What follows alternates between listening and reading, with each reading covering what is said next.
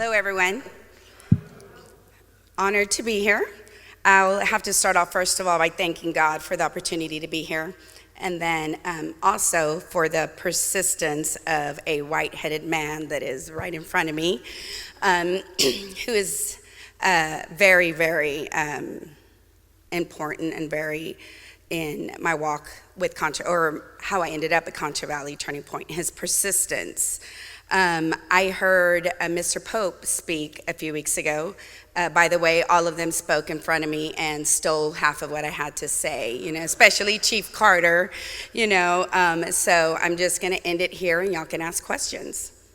No, I'm kidding. Just kidding.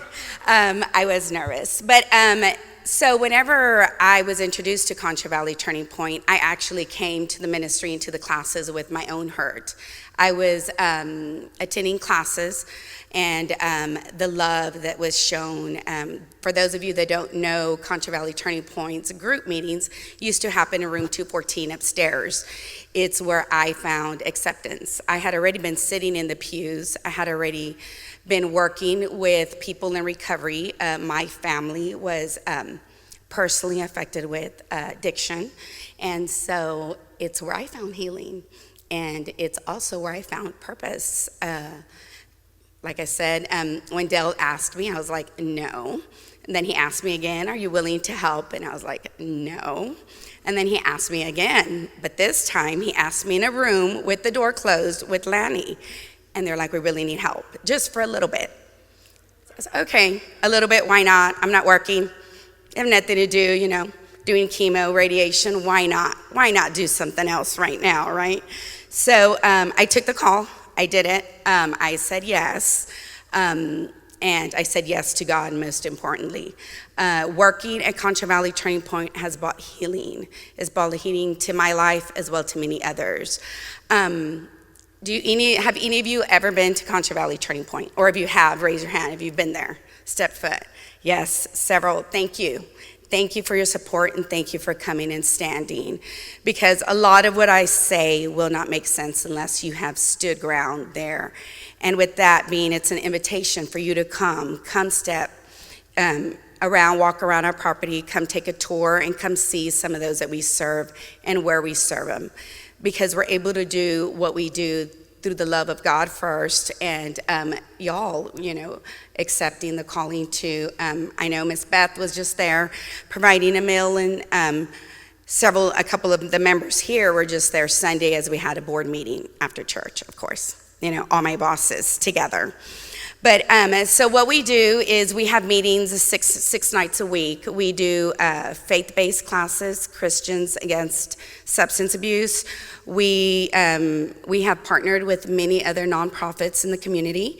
We do not try to duplicate services that are already there. We try to fill the needs of our community in areas that are not being filled. One being post-incarceration. When someone is coming out of incarceration, there are a lot of barriers that they must face. Chief Carter touched on the fact that some of the criminals are the same that they see over and over, or crimes are being committed by the same people. When you see what they have to overcome to be able to have gainful employment, to be able to live where they live, it is difficult. I'm not saying it cannot be done, because we have several men sitting in our audience that have personally come through our program and have, made it, and, are doing and are living, the life for Christ. We have an apartment. We have the ability to, right now, to house up to 26 people. We have an apartment complex, a duplex, and a house that we're currently leasing that has been made available for purchase, that we've raised a good percent. Well, we've raised $20,000 out of it. We were just told that we could purchase it for $125,000 versus a way higher price. So that house is currently being utilized right now for residents. We help at-risk individuals, not just those coming out of incarceration, but also the domino effect. You all have heard of House of Faith, the children that are serviced there. Usually the parents that we service are children from there. So we'd like to see their numbers decreased, not because they are not able to service more, but that they be less need for those children to be serviced. And that starts with also with what we do.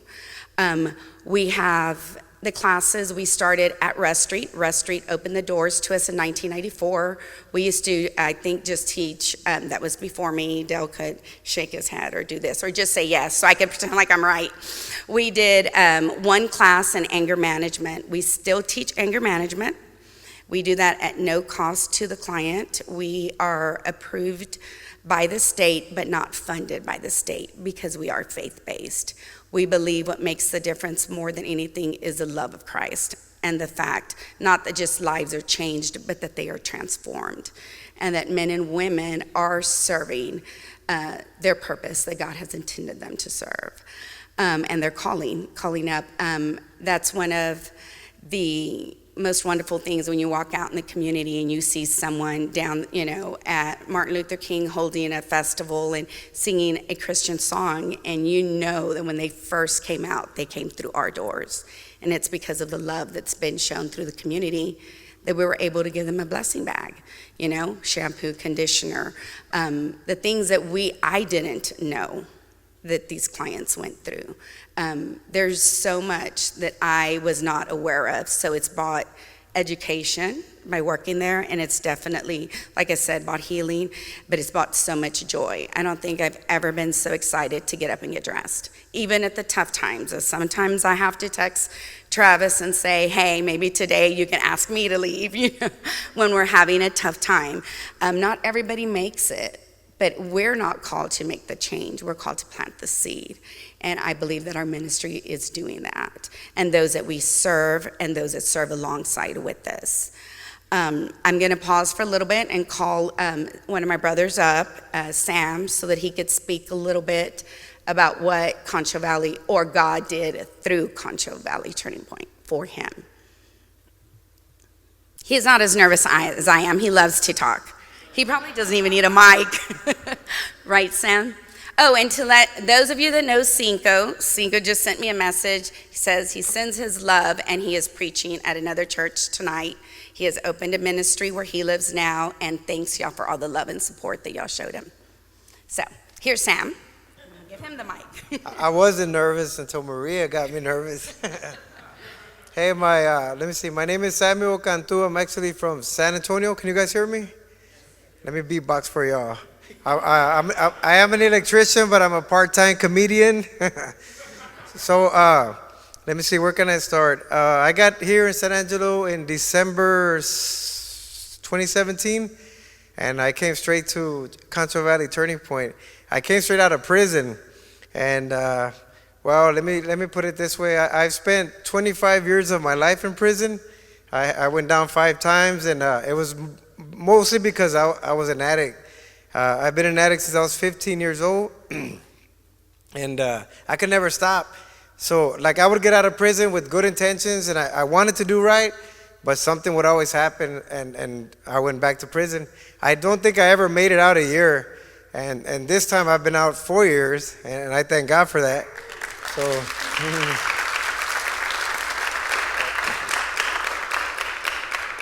thanks. So, the thing is that when I was in prison and I made parole, they were trying to send me back to Austin. I'm from San Antonio, but they were trying to send me to a halfway house in Austin where I used to be at. And it wasn't nice when I left there. I messed up there. I messed up in San Antonio. And I was praying to God because I had heard of Concho Valley Turning Point. Somebody had gave me a pamphlet. And I asked God if I could go there. And I wish I had my Bible with me because, and I'm going to tell you the story real quick because Maria only gave me a couple of minutes. But I was praying, I was telling God that I didn't want to go back to San Antonio or Austin. I didn't want to go to a state-run halfway house. I knew I wouldn't make it. And so I'm watching my clothes in my cell, and I'm listening to Caleb and on my little speakers. You could hear the music. And I'm talking to God, and I'm telling him, man, I don't want to go over there. Lord, can you help me out? Let me go to this new place so I can start fresh. And I kid you not, and I can show you the paper one day. I hope I can do it. But something hit my window. And nothing's ever hit my window, my cell, the bars. And I walk over and I look, and there's a piece of paper on the bars, and I'm tripping right now. I go get it, and I go, what's this? And I swear, I kid you not, God's my witness. I look at this paper, and the first thing I see it says, Sam went to a new town. I swear that's what it said. Sam went to a new town. I'm Sam. But so I'm like, is this from you, God? And what it was it was like a paper from a classroom, like for GED or, numbers 1 through 10, and you answer the questions. But it said Sam went to a new town. And I'm like, come on, Lord, is this from you? And I said, if it is, then, show me again. What was that guy's name with the I can't remember his name. But anyway, so I say, show me, let me know this is from you, Lord. So I read the paper again, and it says, I don't remember what it was, numbers, something to something. I can't remember the numbers. I got to show you the paper. But I looked in the Bible, numbers, and that scripture, and it said God spoke to Aaron and Moses. And then I knew I was coming to a turning point. So I wound up here. So all I can say is that Turning Point has helped me out a lot. I know Jesus is our foundation, but Turning Point helped me to build on that foundation. I never knew how to live a sober life. I've been an addict since I was 15 years old. And I have a house now. I have a house. I got a great job and stuff. And it started off at Turning Point. I stayed there. I believe it was a year and 4 months. That was a little long time, but then it was time to go. I'm always there. Travis knows me. Travis, everybody, because that's my family. I'm not going to go back to San Antonio. I'm staying here in San Angelo. But the Turning Point is awesome. It helps people. And Maria said that she mentioned something earlier that not everybody makes it, and they don't. But God knows who He sends there. He sent me, and I've never made it anywhere. And finally, and I get a little emotional because I'm telling you, I've been an addict all my life, and now I get to live a good life. I get to sit in front of my recliner and watch TV on a big screen, and instead of asking an officer to change the channel for us, that's something good. I get to eat what I want, but I live a good life. I'm just happy. I thank God for everything He's done. I thank Him for sending me to Turning Point. And I'm not going to stand here and say that I do everything correct, that I'm perfect, because I'm not. But I thank God that He's there with me every step of the way. He's forgiven me and cleansed me, and I'm just happy. But the classes she mentioned, they're awesome. Travis Gray teaches faith-based substance abuse, right? What's it called? There you go. And that's a great class that helped me out a lot. Also, anger management helped me out a great deal. I still get a little angry, but not as bad as I used to. It's helped me a great deal. I've seen it. I see a change in my life. Sometimes I'm sitting with I'm finna get married next month. Yeah. Great, huh? Yeah, never been married. First time, last time. It's my last time getting married. But she's gonna watch this later. You better say that. No, I'm just happy, and I wish I could say more, but Maria got me nervous, so I'm kind of mumbling up here. But I thank God, and Turning Point is a great place, and it's helped people out like me, and I couldn't get help anywhere else, or maybe I wasn't ready. Maybe God sent me here for this purpose. I know I've been free, and I've been clean, and I love my new life, and I thank God, and I thank Turning Point, and I thank everybody that's involved with Turning Point. Let me tell you what I was doing also. Sorry, Maria. Go stand over, sit down, look. I'm just kidding. I've been with the Turning Point for a minute. My life has been different, that I even got to, at a time, I got to talk to the people that would get out on parole. What do you call that deal? At the parole orientation, I was able to talk to the people and just to share with them my life, and what Turning Point did for me and what I do. But I'm just saying I like it because now I can give back. Instead of taking like I did all my life, now I can give back, whatever it is, and now I can have money in my pocket. Before, I never had anything in my pocket. So, but anyway, thank you. God bless you. And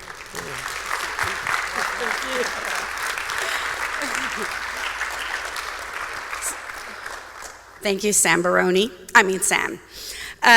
So just to give y'all some numbers, like I said earlier, we can house, right now we have 24 current residents. For those of you that know, we have a gentleman that also has his son there. He's approved to have, he has fought really, really hard. He's been there for 5 years. Doing good. You think 5 years is a long time, but when you come out and you have, I don't think there was a county we called that he didn't have a ticket at. Bob went with him probably about 6 times, Bob. I think the last time Bob said, I'm not taking him up to the DPS anymore. He never had a driver's license. Every time he went up, it was, you got to bring this. He'd go back, get it.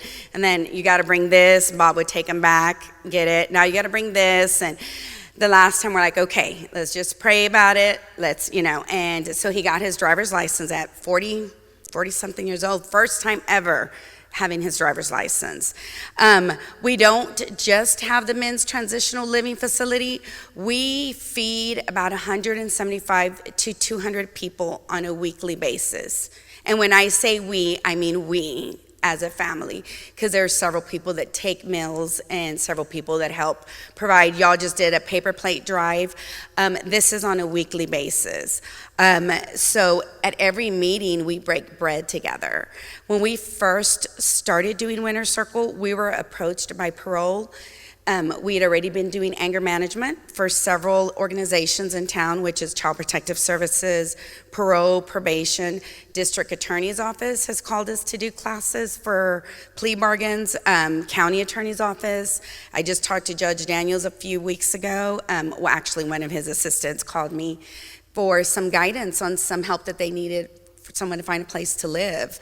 Like I said earlier, we try to resource with as many nonprofits as we can. Yesterday, I sat in a training at Howard College with a lot of nonprofits and trying to fill that gap. Chief Carter talked about a lot of things happening in our community. Crime. Do y'all remember what the top cause of crime was? This is a quiz, so he's going to go back and find out if y'all listened. He is. That was theft, but what was the top thing for crime? Drugs. And not your marijuana. What did he mention? Meth. So unless you went to school to be an LCDC like I did last year and got my degree in it, there was things that I didn't understand about an addictive mind. For many times I thought my mother had left for lack of love, that I wasn't worthy, and it wasn't. It was addiction. So when you study that and you know that and you accept that and you love them through it, love speaks louder than words. There's an education that we give in our classes that comes with, without the degree, without all of that, and that's love and acceptance. Not acceptance of what they've done, but acceptance of who they are.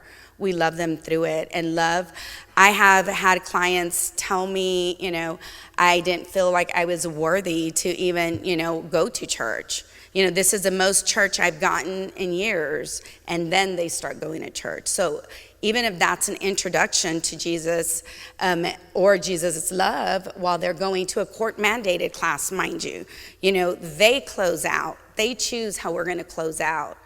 And every meeting I've gone to has been closed out with prayer. I don't get to close out. I get to open the doors, prep, do all of that. We all do, but they close out, and I love that. We service men and women. July months are really hard for us in the ministry because that's when we see a lot of. If you work in the hospital, you're probably seeing a lot of overdose right now, a lot of drug use, a lot of relapse. We were getting ready to have a board meeting. I get a call early in the morning and I call Travis, okay, what am I gonna do? I have to go to the board meeting.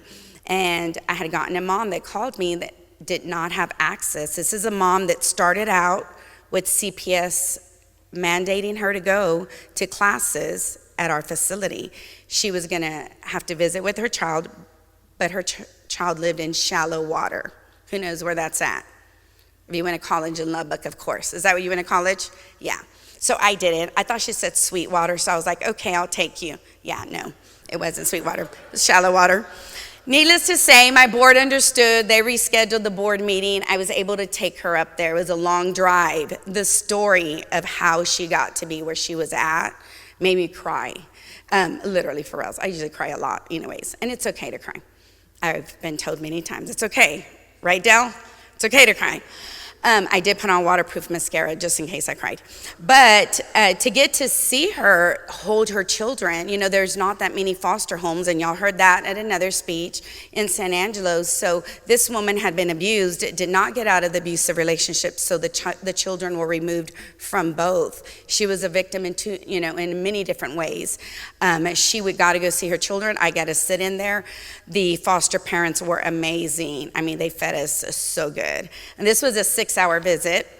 Then thunderstorms come. We get a call, and we had to stay.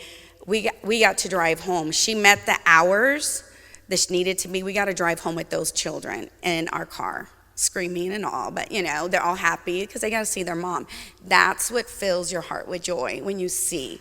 Like Sam said, not everybody makes it. Not everybody that comes through is ready for the transformation, but that's not for us. Ours is to show the love. Ours is to show that there is hope and that there is resources. There are people that are willing to love them through their imperfections. There are people that are willing to support them when they're ready to change.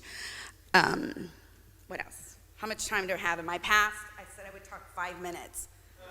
I know, right? See what passion does to you? It gives you words. Good, keep going. Anybody want to talk about anything right now? Because I'm good with the whole stop and answer questions. Come on, y'all got to play a little better audience. I put some people in here that we're supposed to. Yes. What's the cost of living? So at our facility, it's $100 a week. Our board changed our guidelines a while back, and knowing that people were coming from incarceration and coming without funds, if we used to have a $200 entrance fee, and that put a burden on the family. So what we did is we did away with that. And then we also give the client the first week free. So our ministry definitely invests as they come out. So if they come out, it's the first week's free. And then if you're doing good, doing all of that, not doing good, but if you're getting, not only doing good, but if you're getting ready to move out and your last month's rent, you give us notice, we try to help you find a place to live, and you get your last month free as well, so that you can save the money for all the deposits in your new home. So it's $100 a week. That's all bills paid. Cable is at the resident's expense. And if y'all are familiar with other residential homes, we do not. We do two clients per apartment. And it's not because we couldn't fill the beds. We have a waiting list. We do that for quality.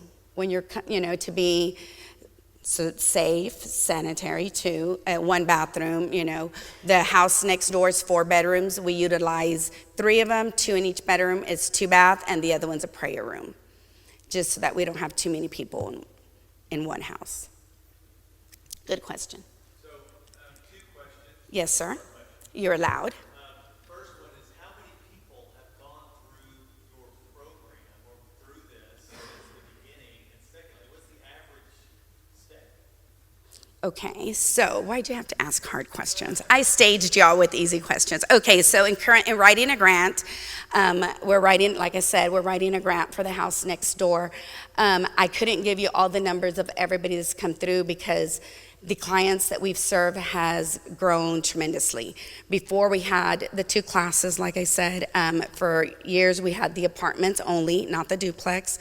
And then we were asked, by parole to take on Winter Circle. And we were doing phase 3. Now we do phase 3, phase 2, phase 1, and that's per client's request. They were going to another place for other phases and asked to come here. So last year, even with COVID, while we think, okay, everything's slowed down. No, we were doing one-on-ones because COVID was not standing in the way, but it was making it harder for parents to do what they needed to do to move on, or to get their children back. So we were meeting in the offices one-on-one. I'd had somebody outside sitting, doing anger management, doing parenting, doing whatever we needed to do so that the parents could, move forward to the next stage. So our clients actually increased, didn't decrease. And if the homeless rate, the shelter being closed, has also put out another burden in our community. So our housing is usually full. And so we usually have a waiting list. We have some coming in transit. That's the only reason we only have 24 right now. So it's an approval process and stuff. And like I said, we're state approved but not state funded.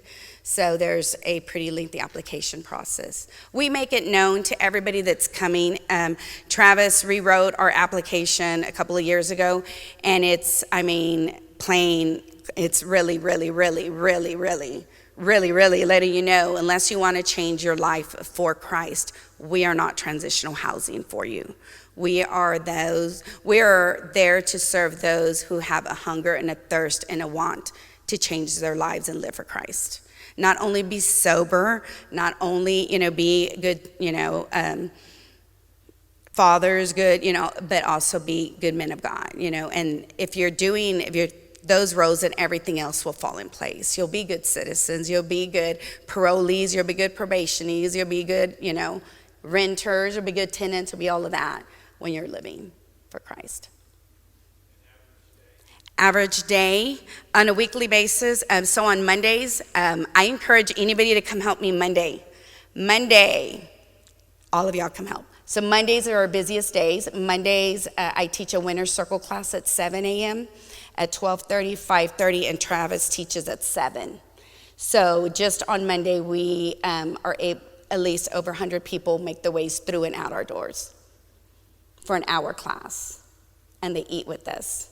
Every single one of them, almost. And we have a food pantry. So although Russ Street's right around the corner, and we love Russ Street because we partner with them tremendously. We love them but there's times that people are released. I just picked somebody up from the bus stop that was supposed to be released August the 13th. Guess what? He calls me from the bus stop. Go and pick him up. Russ Street's closed. We have a food pantry. There's people who have limited hours that they can get out, an ankle monitor and so forth. So if they're already coming to class, why not leave with groceries? So we have groceries in the back for them also. Yep. Board members, am I leaving Travis? Anything out? Bob? No. Travis? Yes, ma'am.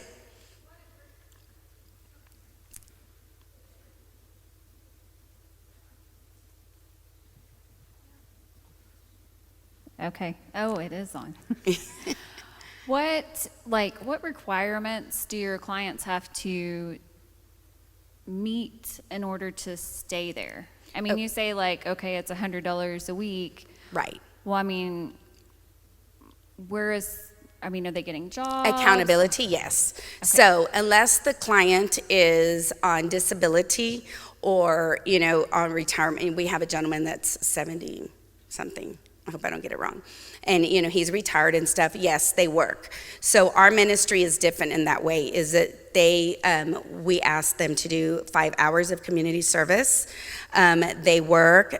We help them if they've come out or they've, even if we take people not only from prison, we've taken people, Journey to Recovery refers people. Some people have, struggled with addiction and never had a run-in with law enforcement. So we've dealt with those, we've had those clients also, we serve them. They work, they attend for the first 30 days, they attend 4 meetings a week at our facility. And then they keep the apartments clean. The apartments are fully furnished through grants. And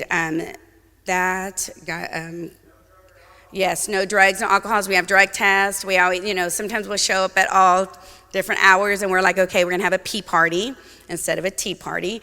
So I came up with that one. So that, and then also being, paying their child support. We try to help them making an amends, working through the relationship with Christ, and then starting to make an amends to the past. Although they can't correct their past, you can't take away what they've done. You can still ask for forgiveness and start moving forward, which is on our brochure. We say, on my shirt too, let go, grab hold, move on. Let go of the past. You're still going to pay the consequences for your actions, for your crimes or, all of that. So doing classes, like I said, helping warm up meals when meals are delivered, or if, I prepped a meal, helping warm up meals and then helping clean up after the meetings. When we don't, we have 1, 2, 3, 4. We have several facilitators. We have on Monday nights, Travis teaches. We have a Bible study. Tuesdays, the other Travis teaches, and we have Christians Against Substance Abuse. Wednesdays, these are night classes at 7. Wednesdays, we have Charlie Daniel that teaches Bible study. Thursdays, I teach anger management. Friday, we have a group, Tim Pylan's back there, Ramon Garza, and Drew that take turns there. Through God Comes Justice. Most of them are on the board, and they teach on Friday nights. And then on Sundays, we have a resident who graduated and is working on going back on his last step and teaching, bringing others, back. So he teaches a 12-step class at our facility also. Yeah. And we encourage visiting. We encourage them to not, although women are not allowed next door, but if they have like children that are come visit, we ask them, let us know. The office is open. They can cook a meal, watch TV. We have a playground. We want them to be, as involved in their children's lives as possible, because that's what's going to help break the chain. When a father steps up to the role, or a mother, that's a child that's, going to have cycle repeats itself. Not always, I'm not saying always, but sometimes. And if a child is out there and feeling, vulnerable, unloved, being bullied because his father's not there, or mother, speak firsthand for that, then, Chief Carter talked about the youth and the crimes that they're committing, trying to fit in. So I talk a lot with my hand, I'm gonna tie it. But so so that's why we ask. One of the things that we started doing too is like our Winter Circle, which is the class that we teach for parole. Last year, Toys for Tots had the greatest demand for toys. And so then we partnered with another counselor that works with Toys for Tots, and our group went out there and helped fill those needs. We filled bags. We prayed over families. Actually, Mario, sitting here with us tonight, is wearing the shirt that they created. They designed the shirt, and back of their shirt is a lot of businesses that donated to the cause, because Toys for Tots, the Marines weren't allowed to come off base, due to COVID.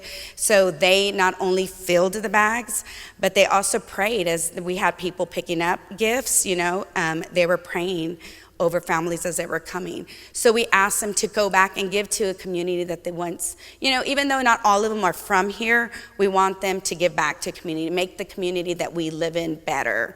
So when we ask why care about Concho Valley Turning Point or those we serve, is because first we love Christ, right? And also we live where they're at. Just about, Mr. Pope talked about family. Who is our family? Is it birth family, or is it those that have shown us love? Is it those that we eat with? Is it those that we live with? Those that encourage us and those that direct us to a better life? That's family. So. What are some items that y'all need, like for the pantry or? Oh, there you are. Oh, sorry. It's okay. What are some of the items that y'all need for your pantry? What are common items that people need coming in? Okay, I wrote them down. I wear size 9 shoes. No, I'm kidding. I really do wear size 9. I know they're really big. Sorry, but no. So what we need is help cooking meals. If I can get, some volunteers to help cook meals, I can give you, we can set up a day of a week that's, a class that's smaller, that's not, a big class like on Thursdays. Help cooking meals, and that can be out of, your kitchen, you bring it, and then we warm it up. Paper plates, y'all just did a drive for paper plates, forks and spoons, but we run out of that really quickly because we feed, so much. Spoons, we do have a full need for full-size sheets, the fitted sheets. When the men come to our living facility, some of them come with nothing. Most of them come with nothing. So we give them what's called a blessing bag. They get shampoo, conditioner, if they have hair, shampoo, conditioner. If not, they get body wash. And then they get, deodorant, a toothbrush, a toothpaste, toilet paper, paper towels and stuff to start off. Yes. But I will tell you that I have witnessed that it is not only difficult, but it is possible to find a job. And that's what we've gone out. I've gone out with other agencies in town and interviewed felony-friendly employers. How many of you have heard of that? You don't have it right. Okay. So as people are coming out of prison, and not only treatment, we'll try to send them to the businesses that we know. I have a gentleman, business owner that calls and asks me, "Do you have anybody that needs a job?"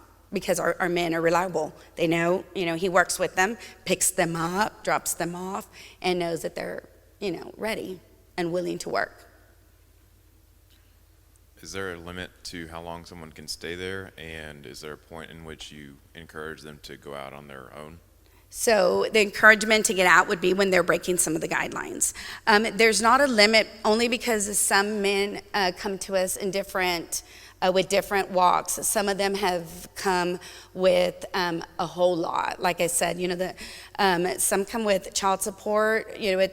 So although we have affordable housing, and it comes with the guidelines, so as long as we're still a good fit for them, we feel that they're building their relationship with Christ, they're moving forward, and us a fit for them and them for us, we don't put a time limit. That's something we changed.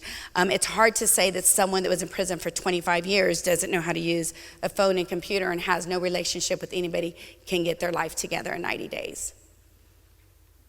So that's what we used to. We do evaluate. We do meet with them. We do talk with them and stuff. If but there's not a set. Anybody else? Yes, ma'am.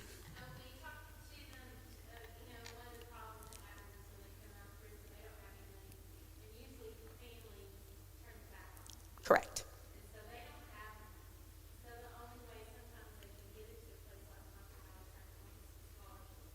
Correct.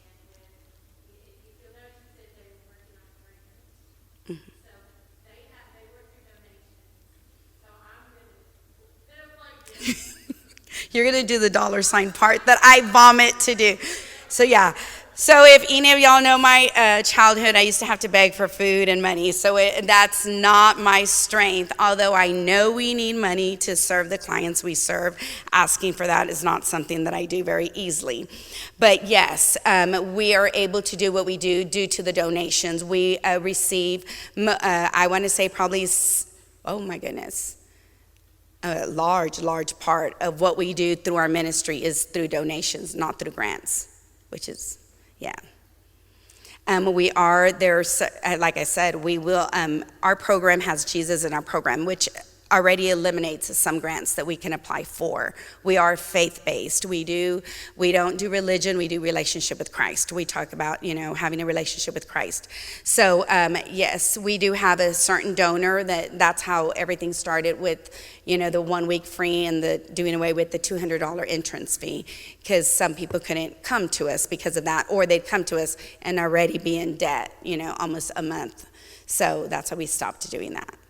And it's just had better success. There's men that have graduated that come back and help those, that are coming out or want to give back and open this, say, I want to help the next person like I was helped. We did Toys for Tots. Our group did a thing for the women's shelter. They all got together, made beautiful baskets, put, bath, we called to see. So they're also willing to serve and give back. And they know some of their children were at House of Faith. So when House of Faith does their part, we do what we can to raise toys for them. Because like I said, some of their children were serviced by House of Faith while they were gone. So when they come out, they want to do, hopefully do, return and just show love. It's not a repayment. It's just loving and doing what God calls us to do to help those in need. Anything else in my past? Anybody else have any questions? My stagers? No, I'm just kidding. Nobody was staged to ask questions. Thank you so much for You're coming. welcome. Let me see. Go ahead. See if I touched on Is there it. anything Yes. else? There's not. Okay. Y'all asked earlier about the pantry. I will tell y'all some of our needs are volunteers. If you feel comfortable coming, come talk to me. What's a good time to volunteer? We definitely need help with technology. If y'all know anybody that knows, or if not knows, or if y'all know how to get stuff on the computer, fix the computers, come see us. Our men, if you go to look for a job, they would say, go to the internet, fill out an application. So we have 2 computers that need to be fixed and worked on. So that, and if you know how to write a grant, definitely I'll stay with you afterwards. I will. And that's an art form. It is. Writing a grant. It is, yes. And it's very time consuming. Y'all want to know how many employees are at Concho Valley Turning Point?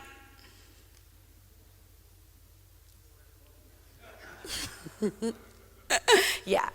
But, I mean, we do have a lot of volunteers, unpaid.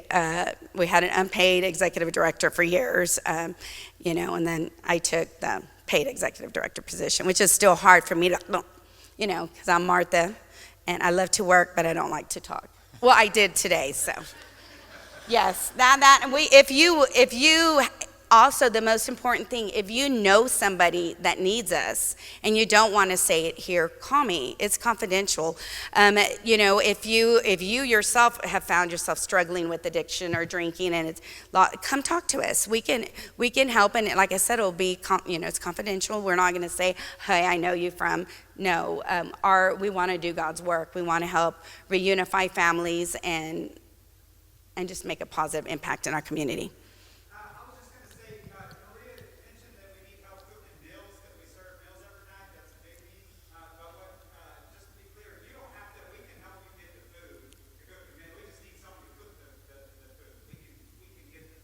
Correct. We do get groceries from Food Bank. Our participants that go to class, we have a donation jar, and they have been really, really good about filling that donation jar. You know why? They love a home-cooked meal. When we first started doing a meal, because there was a gentleman in class, and I could hear his stomach growling next to me. And that's a true story. And I had bought leftovers from my house, and I was feeding him.